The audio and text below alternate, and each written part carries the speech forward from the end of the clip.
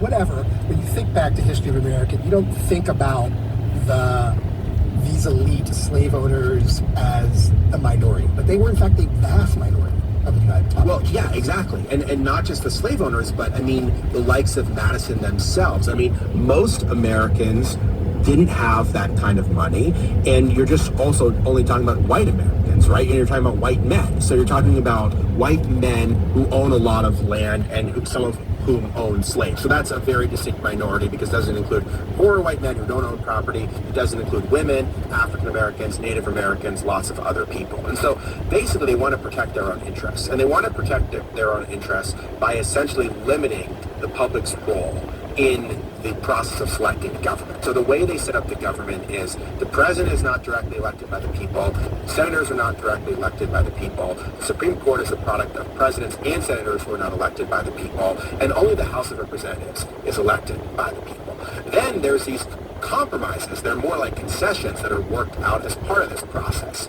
Basically, the slave states say, if there's a free election in the House, we'll have less power. That's how they come up with the 3/5 clause. Basically saying, to slow that down, let's start with the Senate. Of all those things you just described, right? So let's start with the Senate, because I gave that stat at the beginning of the show about, how few states, how little of the population will be represented by the majority of the Senate by 2040. How did we get there? The beginning of the idea of the Senate was not that every state would have equal representation. No, it wasn't. James Madison, who was the architect of the Senate, wanted the Senate to be an elite body. He didn't want senators to be elected by the people, but he wanted that elite body to operate on the basis of majority rule. He wanted the Senate to be based on proportional representation. So the largest state would have more senators than the smallest states, because he thought that would maintain the legitimacy of the Senate, that even if senators weren't elected by the people, they would still represent the greatest number of people. The problem was the small states quickly rebelled, and they basically said, if you don't give us the same number of senators, we might leave the Union.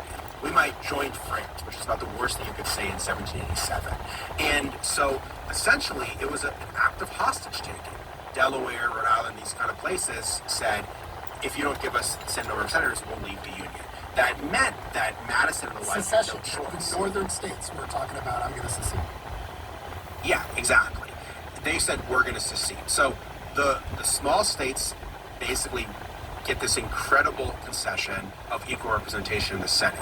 Madison is very unhappy about it at the time. He said it's going to allow a more trifling minority than ever to control the body. He knows where there's a future where Western states are going to join the Union. They're not going to have a lot of people, but they're going to have the same number of senators. And he's basically saying this is putting America on a path to minority rule.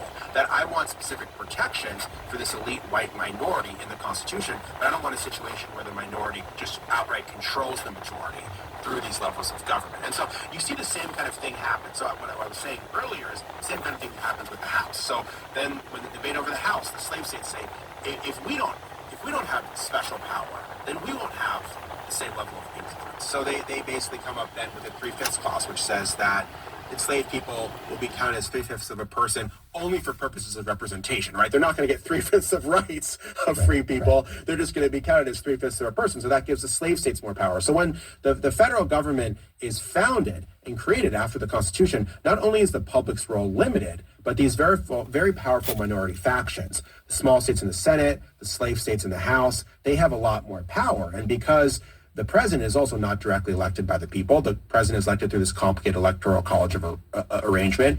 That means the president also is indebted to the small states and the slave states in a way that also puts the nation's highest office on the path to minority rule as well.